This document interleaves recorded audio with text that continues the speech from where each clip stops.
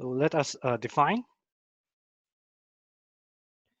the following function on the set of simple functions with respect to this pre-measure space with values in the Banach space Y.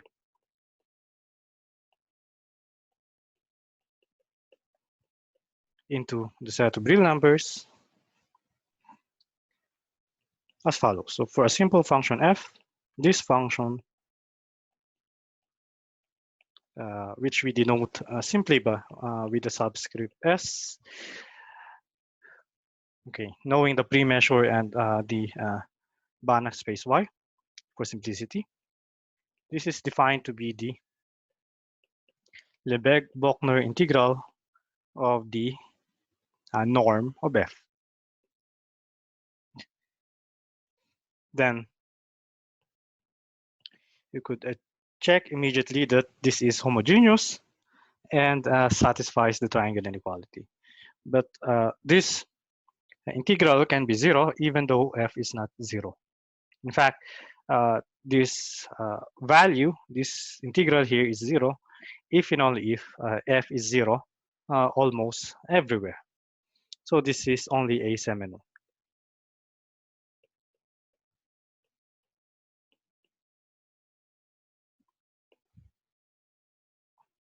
Okay, so with this, we consider the equivalence relation. So f is related to g if and only if they are equal almost everywhere. So the set where the two functions, the two simple functions are not equal has measure 0. And one can check that this is true if and only if the integral or the semi-norm of the difference is 0. Okay. With this equivalence relation, let us define the partition S tilde, the partition generated by the equivalence relation tilde.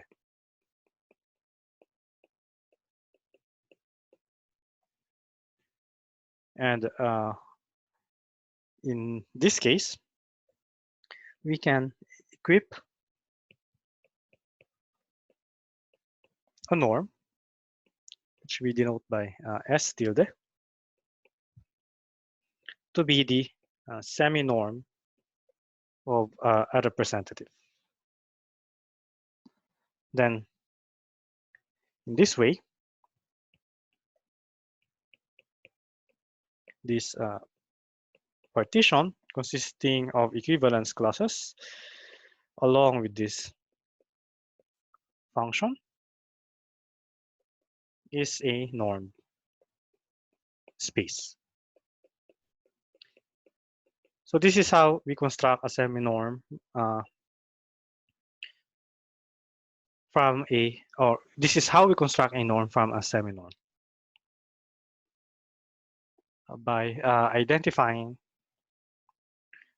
two functions having semi-norm, the difference, the semi-norm, the difference being 0. Okay.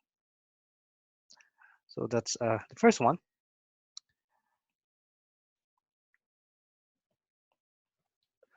There's no reason that this is complete, okay, in general. So if you have a norm space, we can discuss or construct its completion S bar.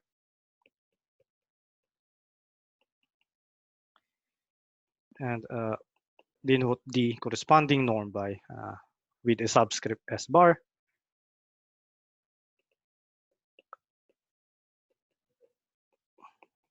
So suppose this is the completion of the above norm space.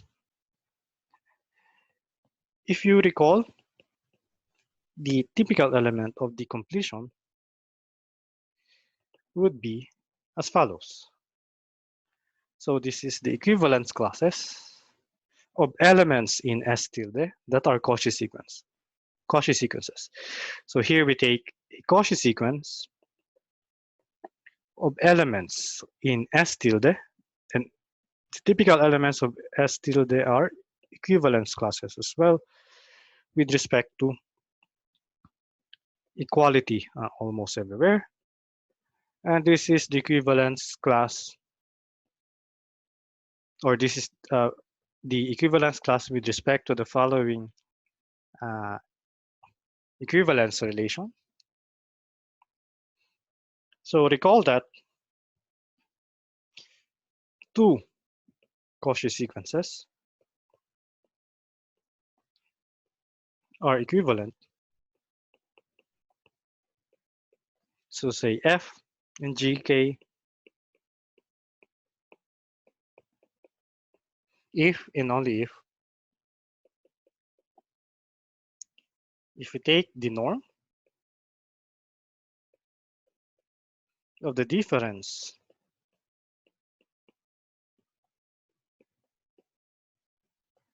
of the Cauchy sequences.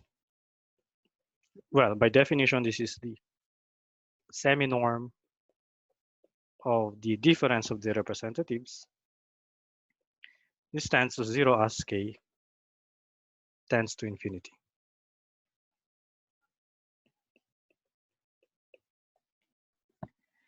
So again, what is the typical element of the completion?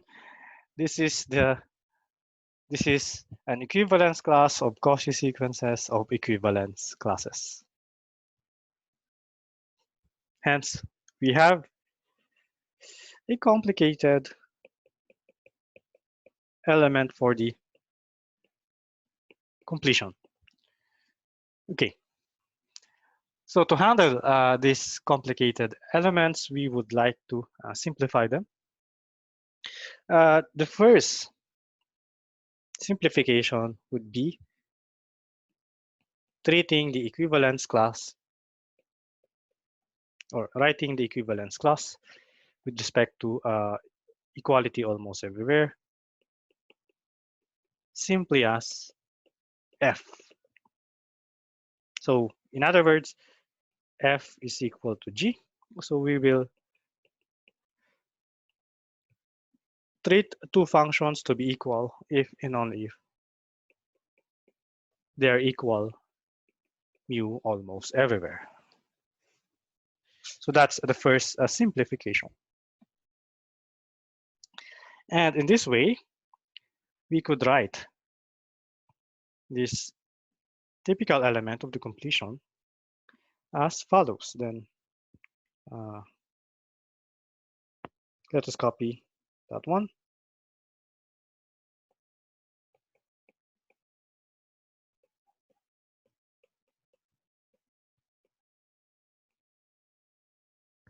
So we will write this as, using our convention above, we replace this equivalence class by its representative or by a representative. So in this case, we have simply a Cauchy or an equivalence class of Cauchy sequences for the representatives. And since it's clear here that we have the index k, we simply write this without the limits of the indices k. Okay. So that's the simplification for elements of the completion, so that we could handle or visualize the elements in a simpler way.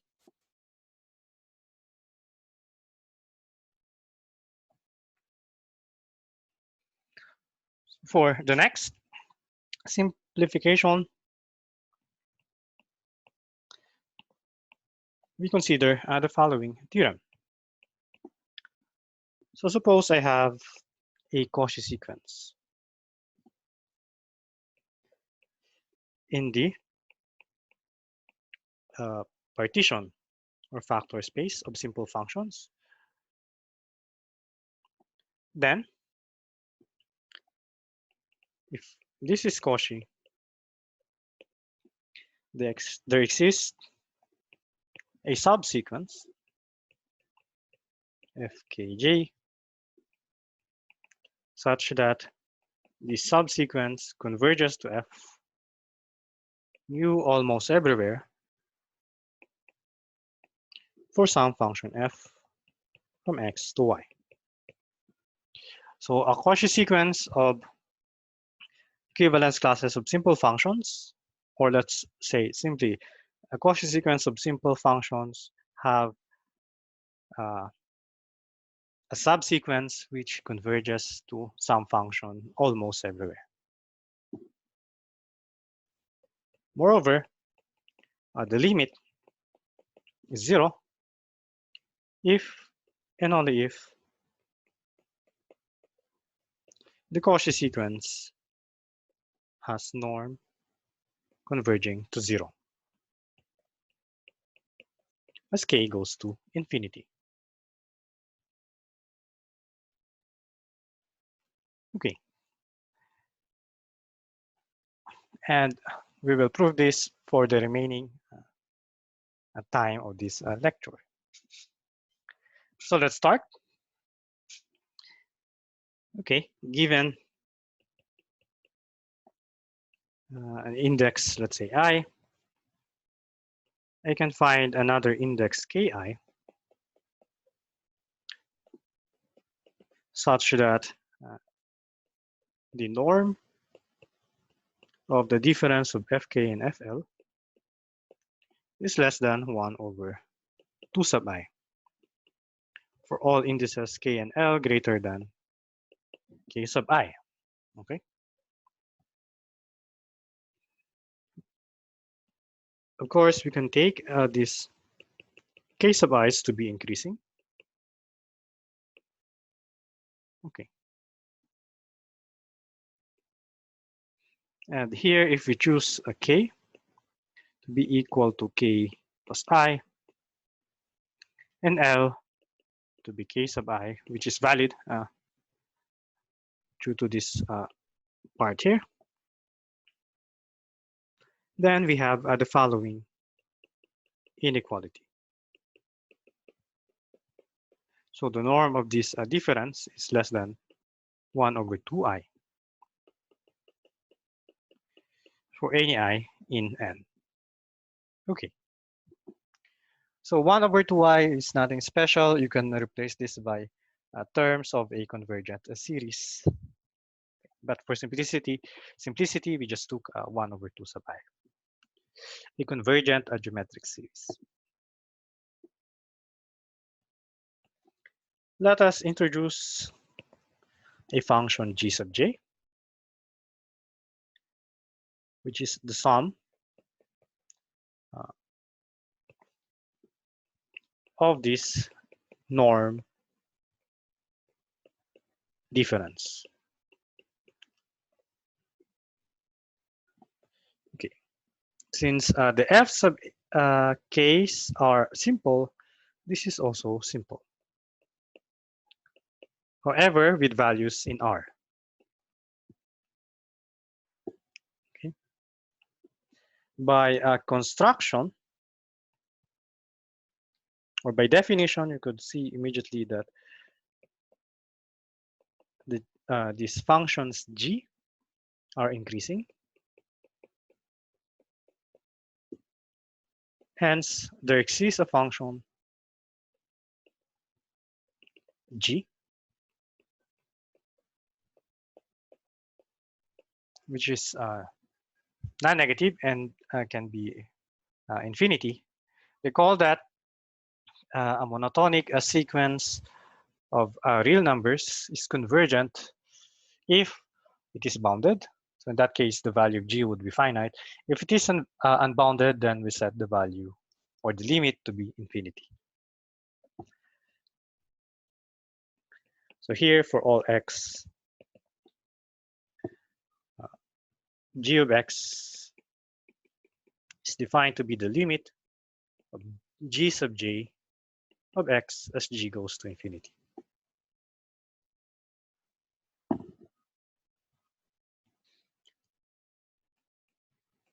our first claim is the following. So we will show that the outer measure, where G is infinite, is 0.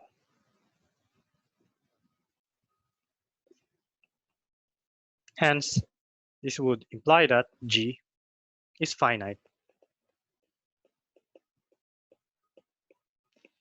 almost everywhere. So in other words, the set where G is infinite has an outer measure 0. So to do this, we integrate the function and plug in the definition.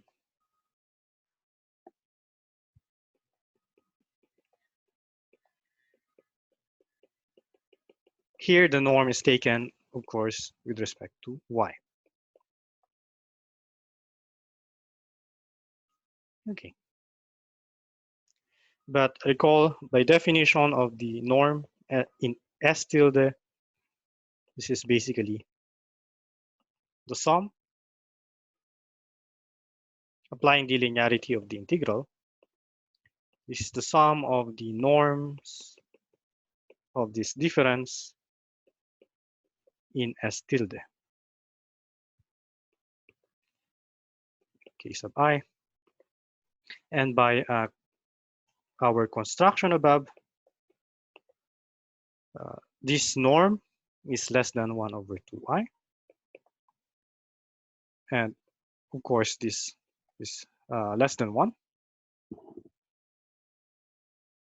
You could verify immediately because the whole series would be 1. Okay, so therefore, for any r greater than 0, if we apply the Chebyshev inequality, we would get the following. So the measure of the set where G sub j is greater than r, this would be less than or equal to 1 over r times the integral of G sub j over x, since the G sub j's are increasing.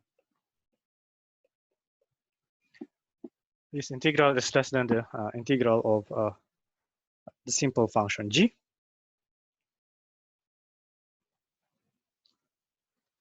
And this is less than 1 over r, because the integral of g sub j is less than 1. So, or we could go directly here. So this is less than 1 over r, since here the integral of g sub j is less than 1. Okay. Now, you could see that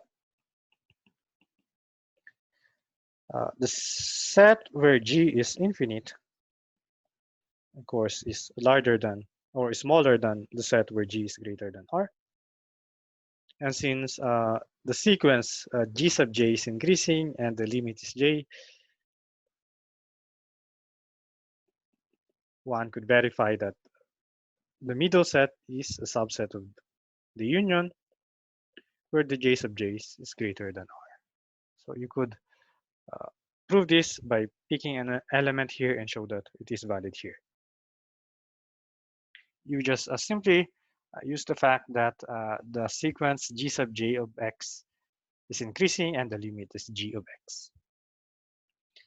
So with this, we apply the sigma subadditivity of the outer measure. In other words, or I should say the monotonicity of the outer measure. So the outer measure of the smaller set is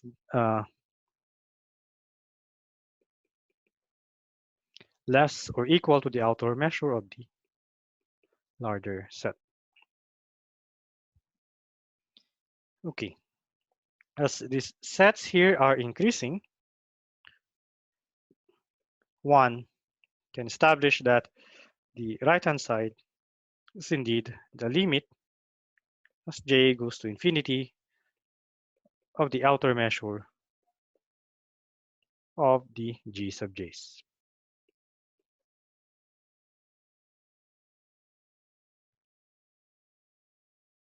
Okay, and we could ignore the outer measure since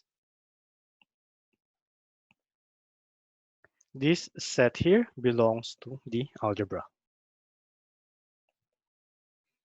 Recall that the outer measure is the same as the pre-measure if the set belongs to the algebra. Okay. And this is less than or equal to R. Or I should say 1 over R,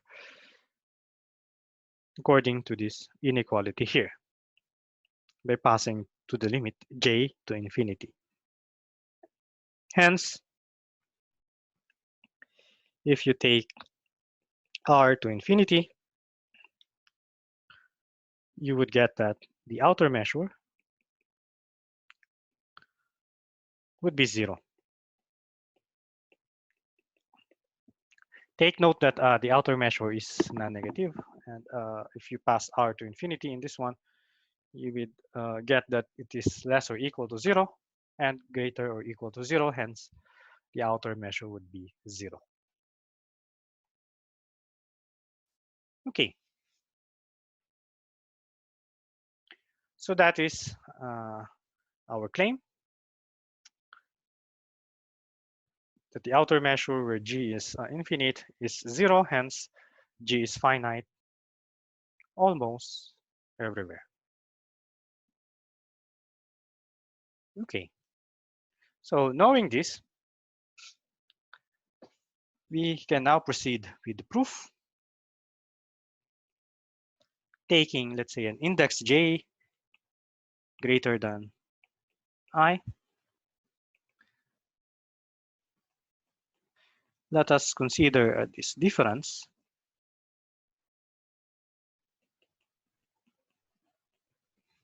Okay. By the triangle inequality, one could show that this is less or equal to. So you could introduce middle terms between I and j. So this is less or equal to the sum of the following norms. So L plus 1 minus f sub k L. And take note that this sum here is basically the sum, let's say, from or L from 1 to j minus 1 minus the sum from 1 to I minus 1. And if you recall the definition of G sub j, this is basically the sum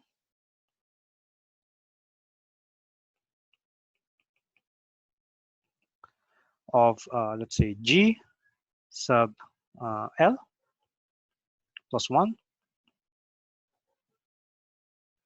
or I should say G sub L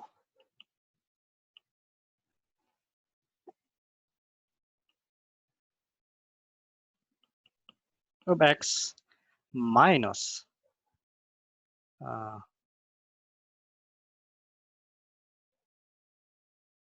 or we could simply write this as, let's say, because here the index is j minus 1, that should be g sub j minus 1 of x minus here the last term is I minus 1, and that would correspond to gi minus 1 of x. Okay. Since j is greater than I and this is increasing, this is positive, so this is equal to the absolute value. Okay. This means that, okay, since the sequence is G sub j of x is Cauchy for almost all x, this implies that the sequence is Cauchy in Y for mu almost every x in the domain. Okay, because this is Cauchy in R for mu almost every x in the set capital X. And we can now have the limit. So define the function f from x to y as follows. So f of x is either the limit of this subsequence, okay, if the limit exists. Otherwise, we can set it to be any arbitrary element of y, and let's say that's the zero vector. And by construction, you could see immediately that f sub k sub j of x converges to f of x in y. Here, of course, y is complete. So in the second or in the first case, if the limit exists, then we know that the limit is also in y. So this limit is true in y for mu almost every point x in the domain. And that's the first statement of the theorem. So going back to the statement. So if we have a Cauchy sequence of simple functions, I can find a subsequence that is convergent almost everywhere to some function from x to y. Okay, so for the second part, we show that the limit is 0. In other words, the limit function f is 0 almost everywhere if and only if the norm of the Cauchy sequence tends to 0 as k goes to infinity. Okay.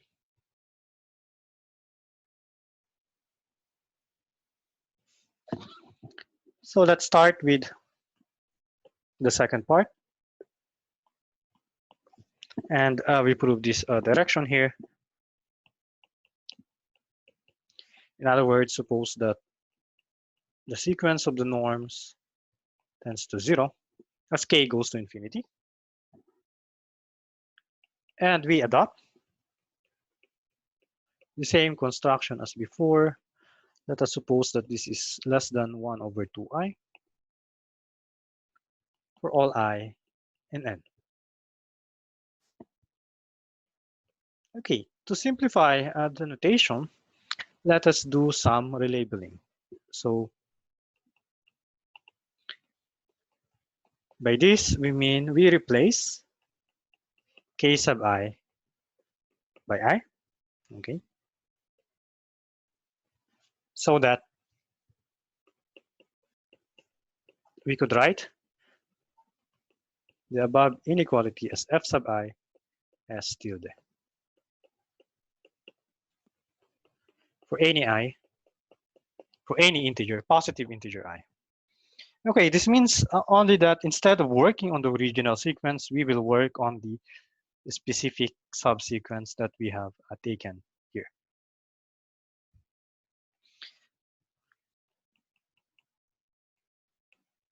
Furthermore, we may assume that f sub I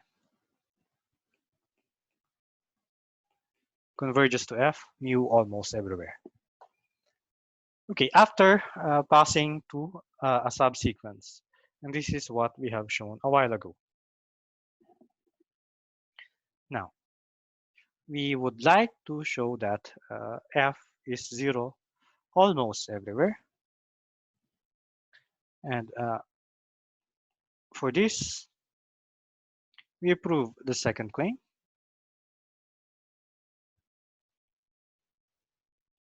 So the second claim is that the outer measure of the set where f is not 0 is equal to 0. And by this, we get that mu or f is 0 almost everywhere. So let us look at the proof of this claim. So let us take an arbitrary positive number epsilon. Let us define n sub I epsilon. So this is the set where the norm of the f sub i's is greater than epsilon. And since the f sub i's are simple, this is an element of the algebra. Likewise, we define n sub epsilon to be the set where the norm of f is greater or equal to epsilon, except n. And what is n? N is the set where the convergence of f sub I, where we do not have the convergence of the f sub I to f.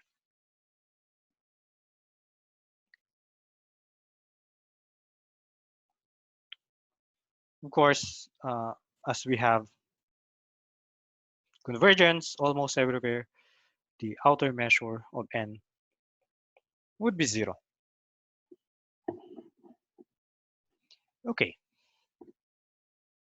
And you can show that n sub epsilon is a subset of the n sub I epsilon I greater or equal to k. So you can pause this video if you would like to verify this inclusion.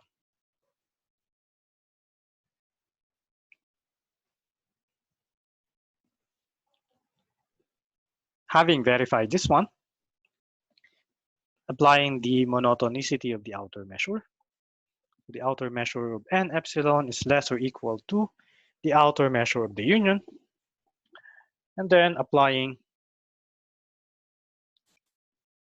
the subadditivity of the outer measure. So this would be the outer measure of n I epsilon.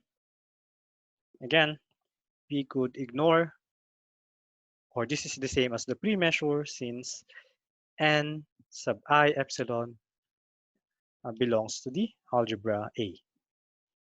So we could replace the outer measure by the pre-measure.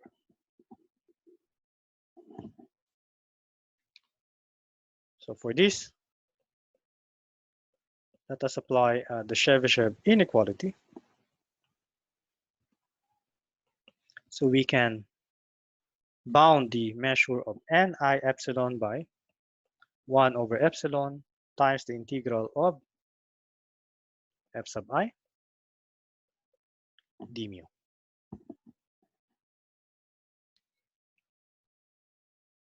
Okay. So by the definition of the norm in S tilde, so this is the norm of f sub I S tilde.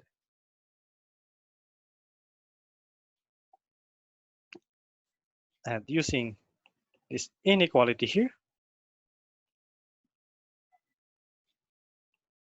this is less or equal to 1 over epsilon, and then the sum of 1 over 2i. And take note that this right-hand side tends to 0 as k tends to infinity. Because here, this corresponds to the tail of a convergent geometric series. By that we mean the infinite series minus the partial sums. So the tail of this convergent geometric series will tend to 0.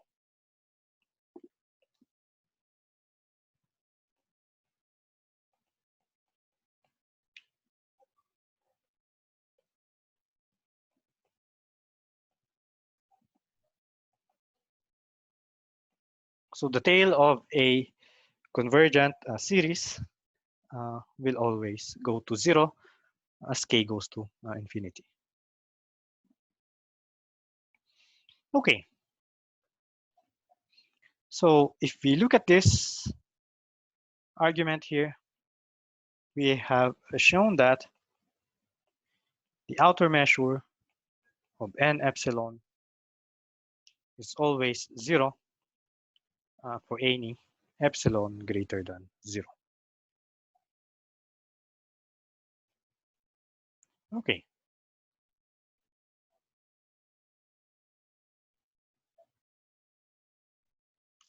Let us look at the set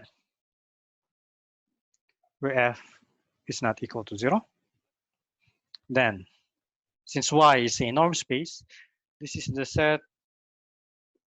This is equal to the set where the norm is positive.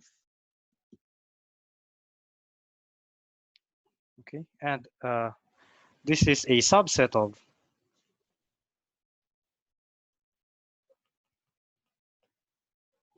So we remove n, and then we add n.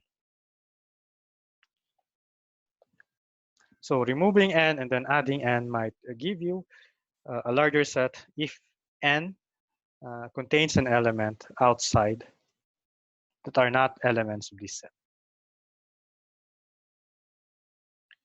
Okay. Now, the first set can be shown to be a subset of n 1 over L, L from 1 to infinity. Recall that n 1 over L is the set. So going back to the definition, okay. So n 1 over L is the set where f sub L, or I should say f greater than, the norm of f greater than 1 over L minus n, okay? So if you combine all of this, you will get the set where the norm is positive.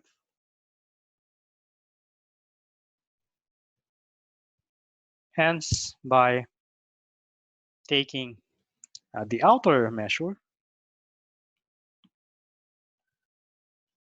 so take note that the outer measure is non-negative. So the outer measure of the set where f is not equal to 0 is less or equal to d, okay, using the subadditivity of the sigma subadditivity of the outer measure. This is less or equal to the sum of the outer measures of n 1 over L plus the outer measure of n. So again, here we apply the sigma subadditivity of the outer measure.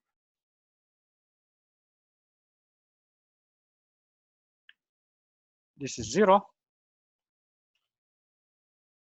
and this is 0. The second one is from this equation. The first one, well, you take epsilon to be 1 over L, and you have this equation. So everything is 0, therefore, the outer measure where f is non-zero is equal to 0. Thus, the claim is now established. Hence, f is 0, mu almost everywhere.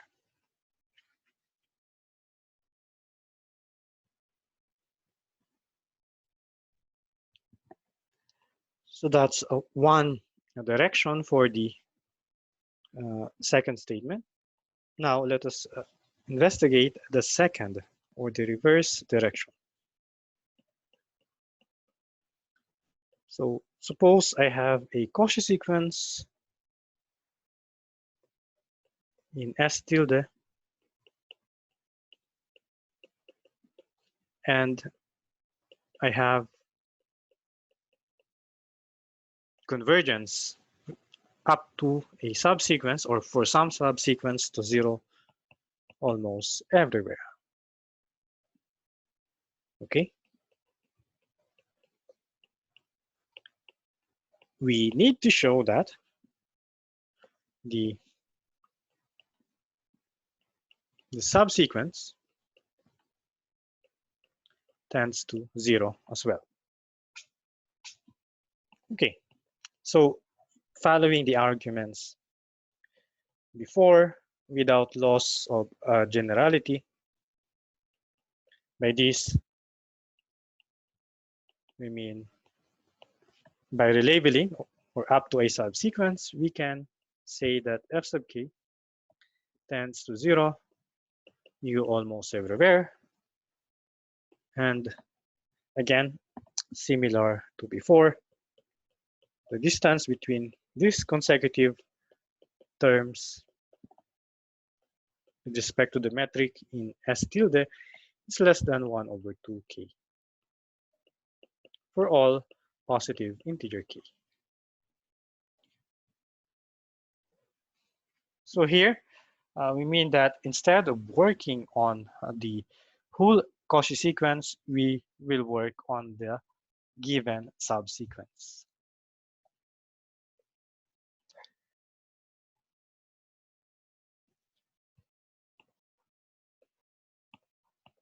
To establish this, first, let us prove the following third claim. So for every epsilon, we want to show that the limit as k goes to infinity of the measure where the set is greater than epsilon is 0. Well, this means that, or in other words, the sequence of functions f sub k converges to the 0 function in measure. Of course, with respect to the pre-measure mu. Okay, so let us establish the claim.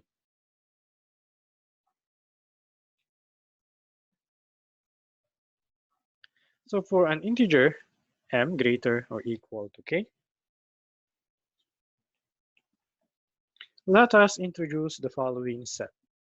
E sub m k epsilon. Okay, so there are three parameters here. M and k are integers, m greater or equal to k, and a positive epsilon.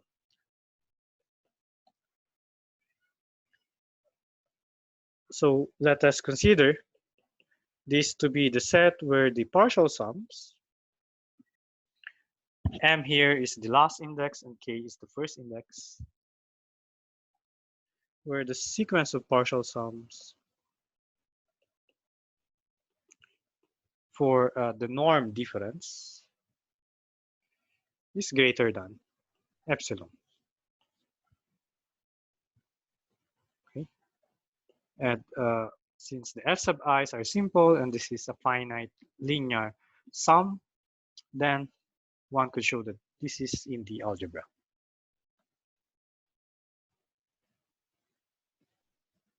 Okay, now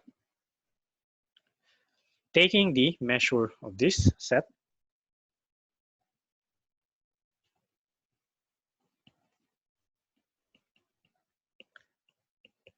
and again applying the Chebyshev inequality, this is less or equal to 1 over epsilon times this sum, then the integral of the norm difference with respect to the measure mu. And okay, going back here, we apply this inequality. Since this integral here is just the norm in S tilde, we would get the following. So this is 1 over epsilon times the sum of 1 over 2i. Okay, so we now have an estimate for the measure of this set E sub m k epsilon. Okay.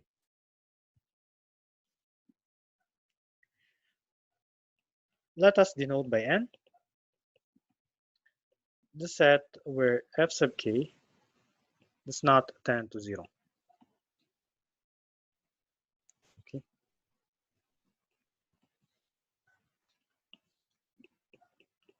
Then the measure of, or the outer measure of this set is 0. Because if we go back with the assumption, we have convergence almost everywhere. And of course, we did some relabeling, so we could use the subscript k in this case. Now, let us fix a k in n. And let us take an element x that is not in n. In other words, we have convergence to 0 at the point x, combined with the set emk epsilon, where m is greater than or equal to k.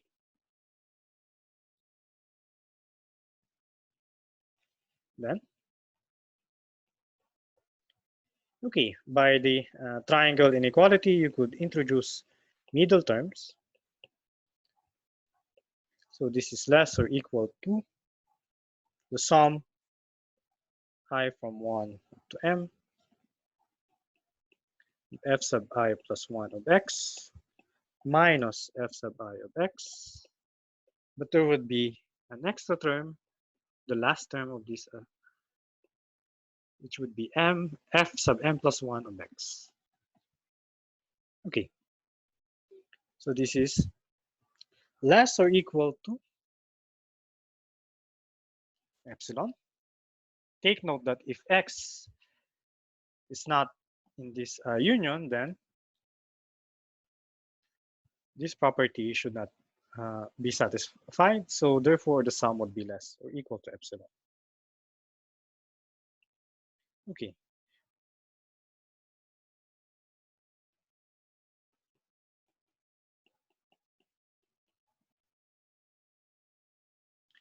And if we pass m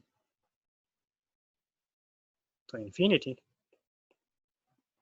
since x does not belong to n, and n is the set where we do not have convergence to 0, x not in n, meaning the sequence f sub m plus 1x tends to 0 as m tends to infinity. So let's be precise here. The convergence to 0 is the second term.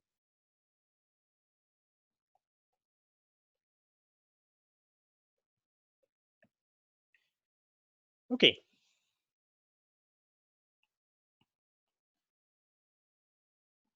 Thus, we have shown that f sub k of x is less or equal to epsilon. This means that X belongs to the set where f sub k is less than epsilon. So we started here. If X is not in this set, then how should we show? We could write this as follows. X is not in this set, the complement. Okay.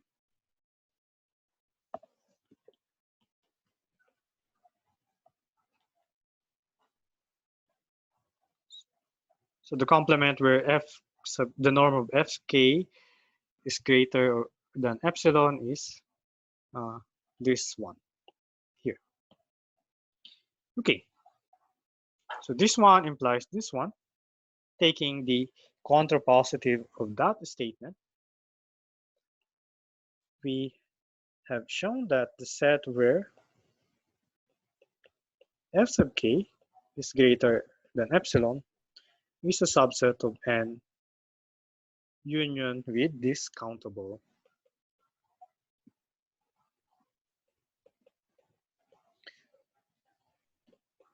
set.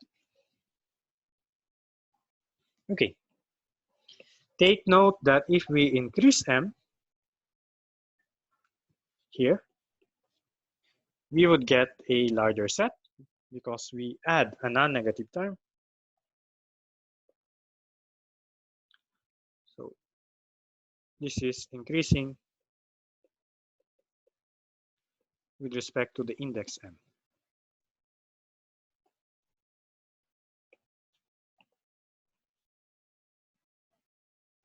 Okay, so with this, we can now again do the same process as before, taking the measure of this.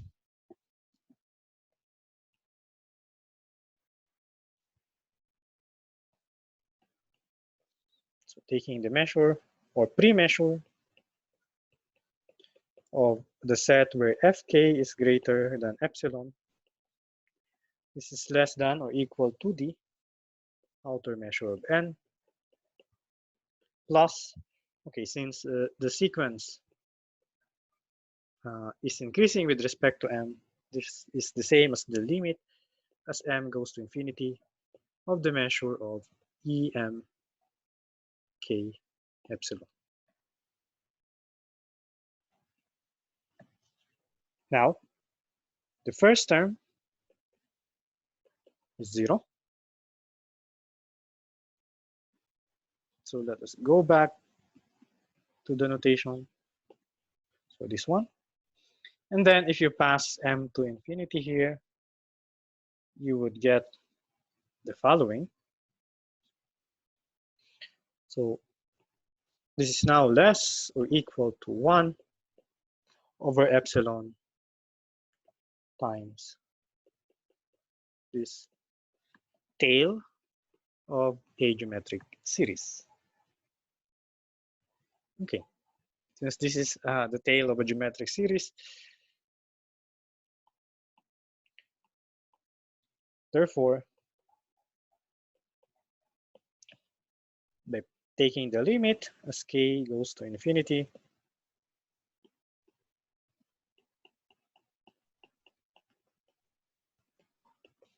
we would get a 0 limit.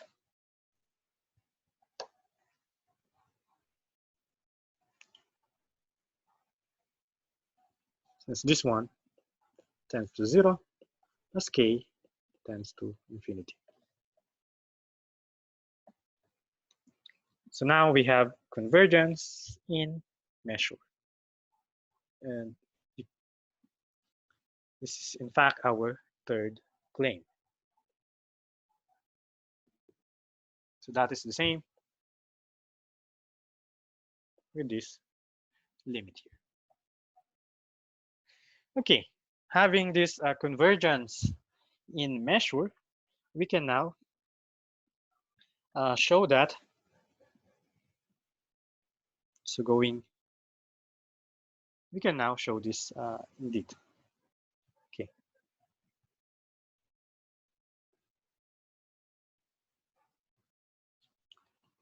So let's start with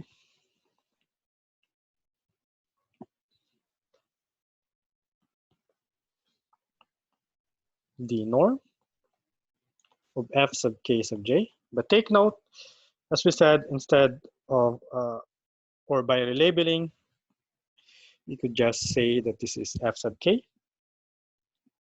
as tilde. So going back to the definition, this is the integral of f sub k d mu.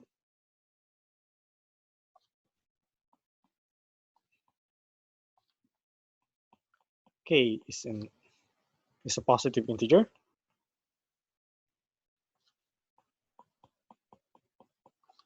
Now let us take also a positive integer L with L greater than or equal to K.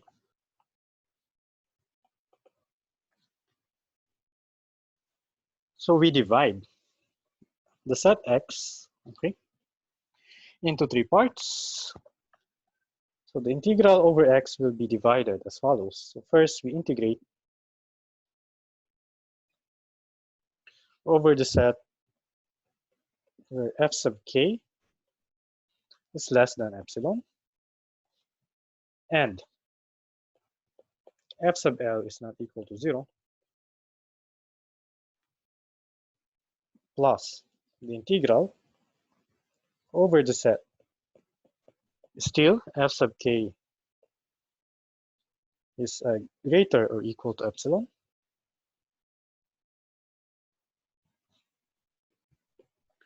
and f sub L is not equal to 0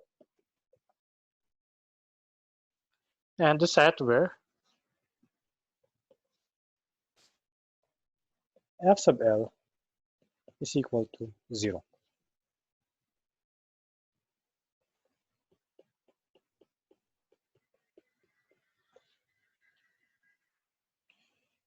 Okay. So we divided the set X first when FL is equal to 0. The other case is when FL is not equal to 0. And on this region, we divided the set into 2 parts, where Fk is less than epsilon and the norm of Fk is greater than or equal to epsilon. So indeed, the union of these sets is equal to X.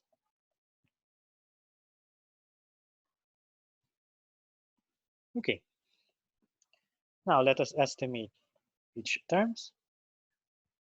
So for the first set, we apply, in this case, the Chebyshev inequality. Or first, since this is non-negative, the integral over a larger set is larger. So here, we ignore this part.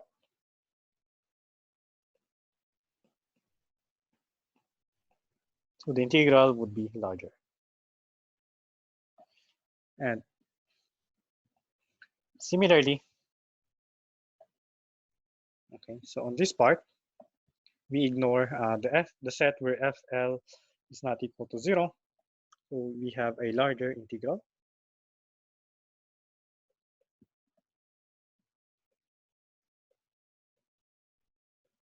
F sub k. Okay, then here we apply the triangle inequality. We subtract minus FL, but of course we need to adjust that.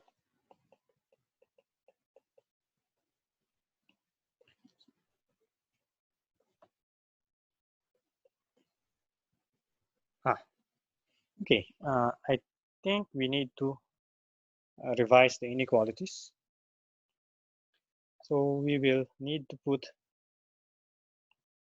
less or equal in this case. Okay.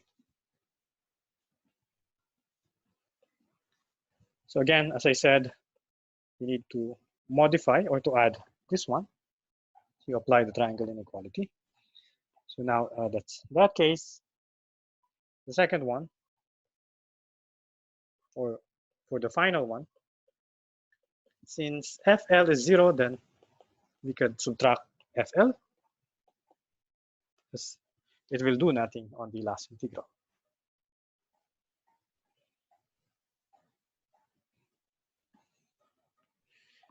Okay.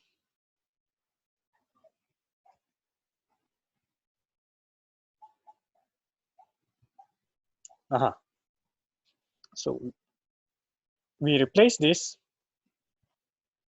instead of that one. We use this set. Okay. So take note that this is a subset of this one. Since fk is non-negative, therefore the integral over the larger set is larger. So instead of the first set, we take the second set. And you will see the reason why.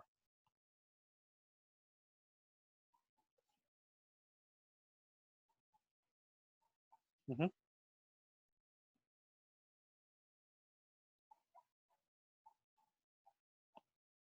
we are still not getting it.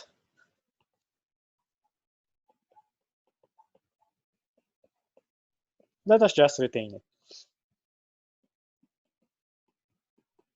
Okay.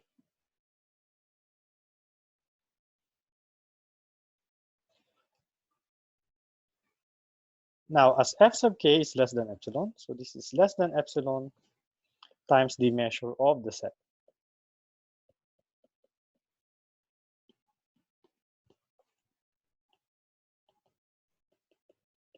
Okay, so that's the first integral.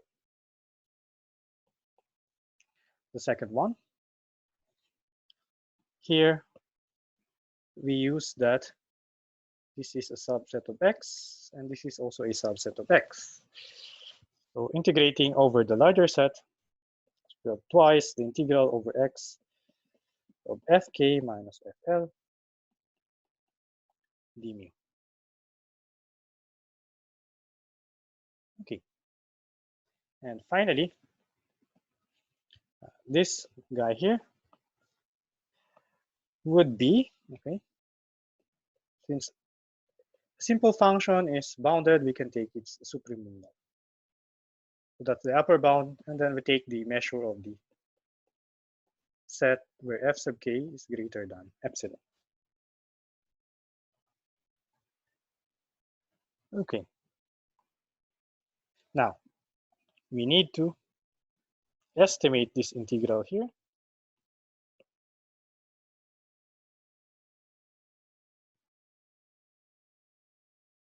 Well, this integral is less than or equal to the sum I from 1 to L of 1 over 2 I minus 1.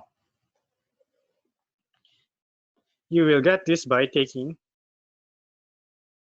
or writing this as, let's say, there's a correction. This should be I from L to infinity.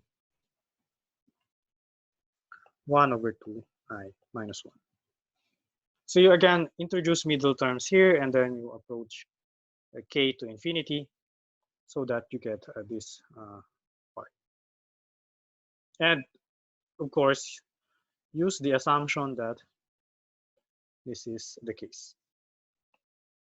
So we will not repeat that. In fact, this is similar to the equation here. Okay, so probably we could correct that to 1 over 2i. Okay. So with that, here,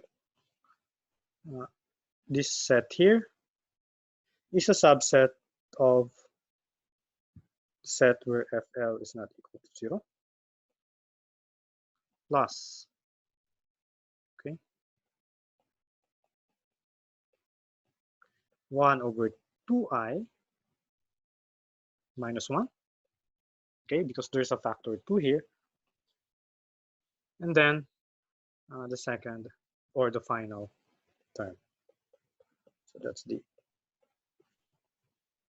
L infinity norm or the sup norm of FL,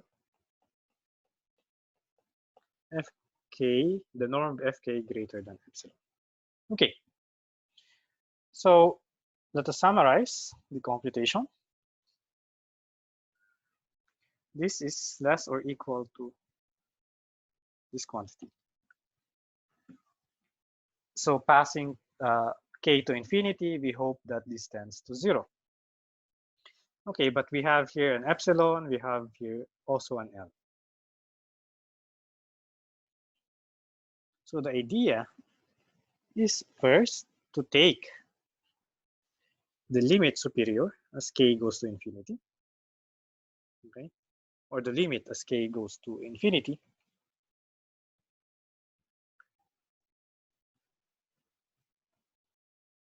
So this one goes to 0. So that's the first step as k goes to infinity by our third claim.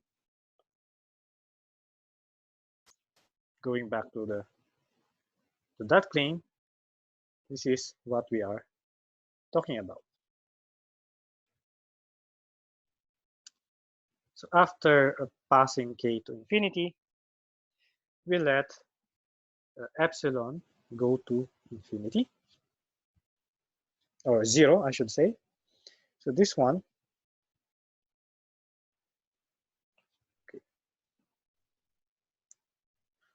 goes to 0. So that's the second part, as epsilon goes to 0. And then, since this is the tail of a convergent geometric series, this would be the third part. So if you let L tend to infinity, then you have the convergence to 0.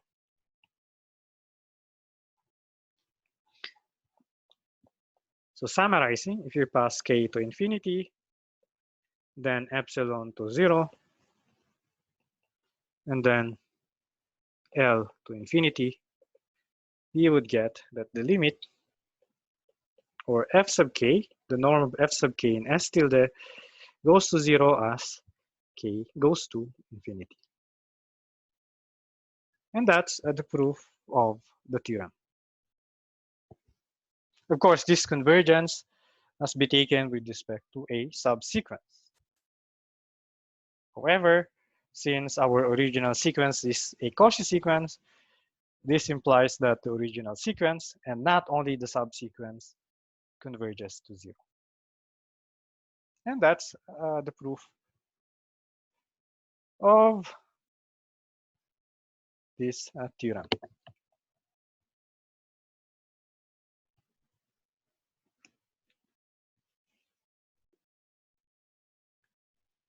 Okay. So with this theorem, we will now define the Lebesgue-Bochner integral of a more general function. That would be the topic for the next lecture.